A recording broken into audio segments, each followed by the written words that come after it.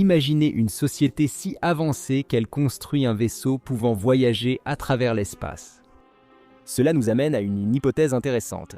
Si des extraterrestres nous ont rendu visite et que des millions de personnes en sont convaincues, pourquoi n'y a-t-il aucune preuve définitive?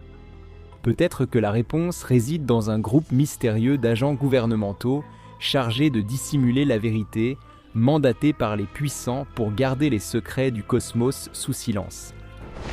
Aujourd'hui, nous enquêtons sur les hommes en noir, dont la mission semble être de cacher les preuves de la présence extraterrestre sur Terre. Albert K. Bender s'est passionné pour les ovnis, consacrant de nombreuses heures à la bibliothèque publique de Bridgeport. En s'adressant au monde plus large des passionnés d'ovnis, il a fondé l'IFSB, le Bureau international des soucoupes volantes. C'était en mai 1952 en Miedguzie. 5 mois plus tard, en octobre 1952, ils ont publié leur magazine Space Review. Déjà, ils comptèrent des antennes dans 6 pays, dont le Mexique, l'Italie et l'Australie. Les observations d'OVNI avaient augmenté cette année-là à Washington, D.C. et Bender a publié des articles sur celles qu'il connaissait alors. Était-ce un avertissement des extraterrestres mécontents de voir des rapports écrits décrivant leurs agissements? Bender a commencé à sentir qu'il était en danger, mais il avait un plan. Il a publié ce qui suit, s'adressant aux occupants des engins interplanétaires qui observent la Terre. Nous, de l'IFSB, souhaitons entrer en contact avec vous, nous sommes vos amis. Il a demandé à tous les lecteurs de Space Review d'envoyer un message télépathique le 15 mars 1953. Ce serait le jour du contact. Il a dit avoir été contacté par des extraterrestres télépathiquement. Si ce message vous paraît familier, c'est sûrement le cas. En 1974, le groupe de musique Klaatu en a fait un tube populaire. Un an après, les Carpenters ont sorti leur version qui a atteint le top 10. Le jour du contact, Bender et ses nombreux adeptes ont commencé à transmettre leur message mental. Mais quelque chose a mal tourné. Sa tête s'est mise à lui faire mal, des lumières bleues tourbillonnaient et la pièce sentait les œufs pourris. Ensuite, une voix s'est élevée. Nous vous surveillons, vous et vos actions. Veuillez noter qu'il vous est conseillé de cesser de vous plonger dans les mystères de l'univers. Nous apparaîtrons si vous désobéissez. Effrayé par cette expérience mais déterminé à révéler la vérité, Bender n'a pas cessé. Il a raconté cette rencontre et d'autres histoires de contacts extraterrestres dans son magazine.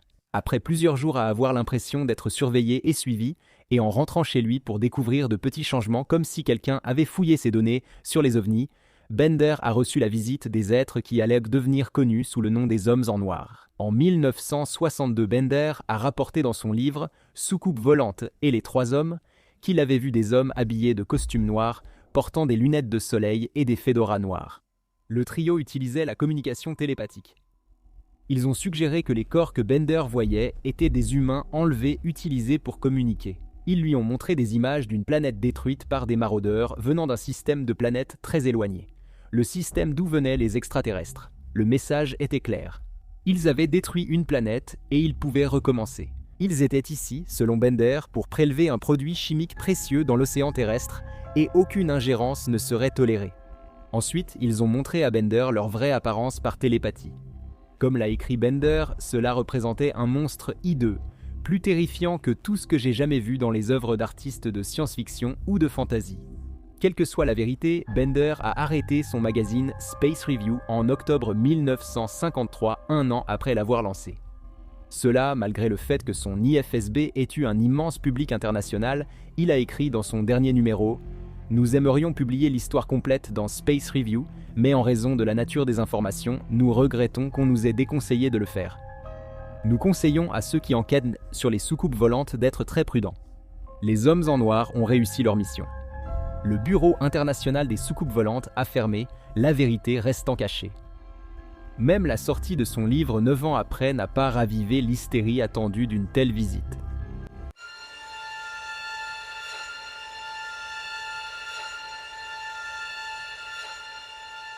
Cinq ans avant qu'Albert Bender ne reçoive la visite des hommes en noir télépathes, Harold Dahl a eu sa propre rencontre avec ses policiers de l'espace vêtus de noir.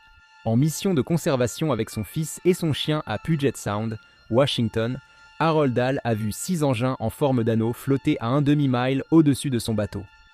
Il a observé avec stupeur une forme descendre de 15 000 pieds, projetant des débris métalliques alentour. Tragiquement, son fils a été blessé et son chien tué par les débris. Il a pris quelques photos et les a montrées à son superviseur, Fred Chrisman.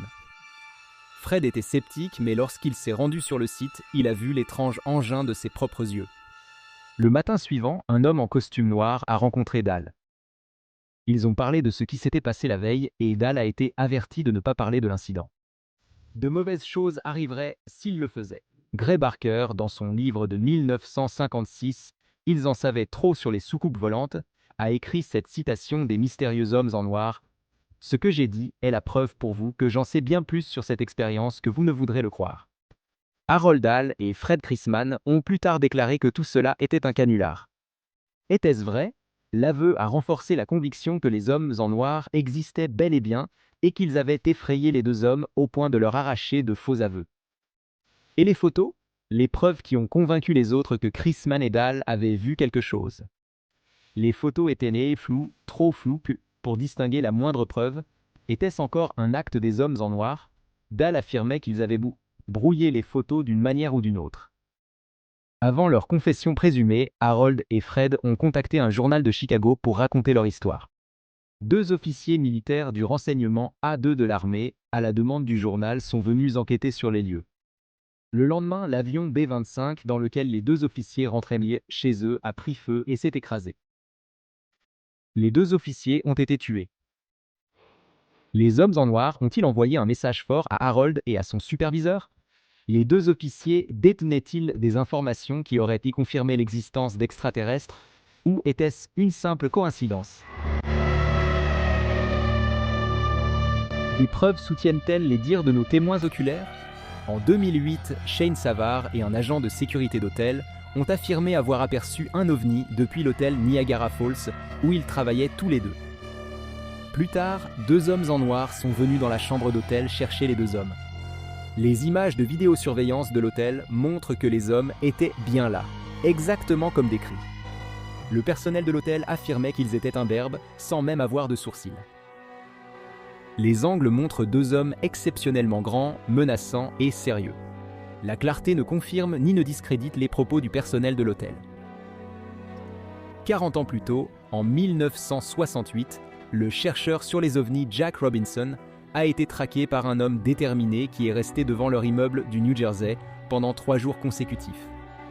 Jack et sa femme ont signalé que leur appartement semblait fouillé. Leur ami Timothy Green Beckley a réussi à prendre une seule photo de l'homme. Il se tenait dans l'embrasure d'une porte d'un immeuble voisin, coiffé d'un chapeau noir et vêtu d'un imperméable noir par-dessus son costume noir. D'autres témoins ou cibles des hommes en noir ont décrit ces hommes comme n'ayant ni sourcils ni cils. Leur peau d'un blanc pâle est froide au toucher et ils gardent une expression faciale neutre et professionnelle. Certains ont rapporté qu'ils portaient du rouge à lèvres et semblaient avoir des fentes à la place de la bouche. Ils ne semblent pas tout à fait humains et ne se sont approchés que des personnes ayant vu ou étudié les ovnis. En plus de leur apparence physique inhabituelle, les hommes en noir pourraient posséder des pouvoirs qui ne sont normalement pas associés aux êtres humains. Dan Aykroyd, connu pour Ghostbusters et les Blues Brothers, développait une série télé Out There sur les rencontres extraterrestres. Il était sur le plateau en train de tourner un épisode lorsqu'il a décidé de sortir faire une pause. Dans les rues de New York, Aykroyd a vu une voiture noire de l'autre côté. Un grand homme en costume noir est sorti de la voiture et lui a lancé un regard furieux.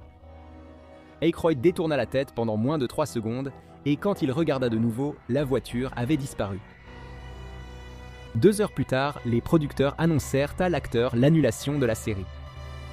Aucun des épisodes, y compris ceux déjà tournés, ne serait jamais diffusé au public. Les hommes en noir avaient-ils un pouvoir extraterrestre sur le temps? Pouvaient-ils apparaître et disparaître à volonté?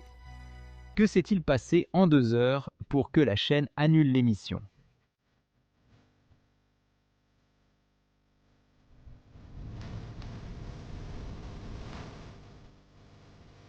En 1997, Sony Pictures a sorti le désormais célèbre film Men in Black avec les mystérieux personnages principaux, l'agent K et l'agent J.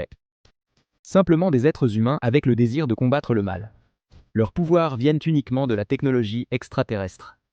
Comme les vrais hommes en noir, cette équipe porte costume noir et lunettes de soleil. Les lunettes sont faites pour empêcher le neutraliseur d'effacer leurs souvenirs. L'agence MIB, unité gouvernementale, vise à dissimuler la vérité sur les extraterrestres à une humanité jugée non prête. Les hommes en noir sont-ils simplement une agence gouvernementale? Sont-ils associés à la zone 51? Bender a affirmé que les extraterrestres communiquaient par télépathie. Le docteur Herbert Hopkins, un médecin de famille respecté d'Old Orchard Beach, dans le Maine, a rencontré les hommes en noir en 1978.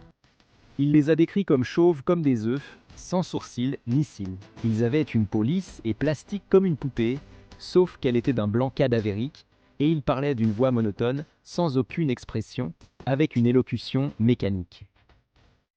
Comme si cela venait d'une machine capable de parler. John Keel, auteur des prophéties de Mothman, a suggéré que les hommes en noir seraient des androïdes ou robots d'une société très avancée. Au final, il nous reste plus de questions que de réponses, ce qui semble accomplir les objectifs de ces duos d'observateurs extraterrestres bien habillés. Sommes-nous observés et découragés d'apprendre la vérité sur les extraterrestres? Et si c'est le cas, est-ce notre propre gouvernement qui est aux commandes? Ces extraterrestres menacent-ils toute personne ayant vraiment vu un extraterrestre? Si deux hommes vêtus de noir vous abordaient au sujet de recherches sur les extraterrestres, vous sentiriez-vous en sécurité? Ou paniqueriez-vous, sachant que la vérité est ailleurs et qu'ils la connaissent déjà?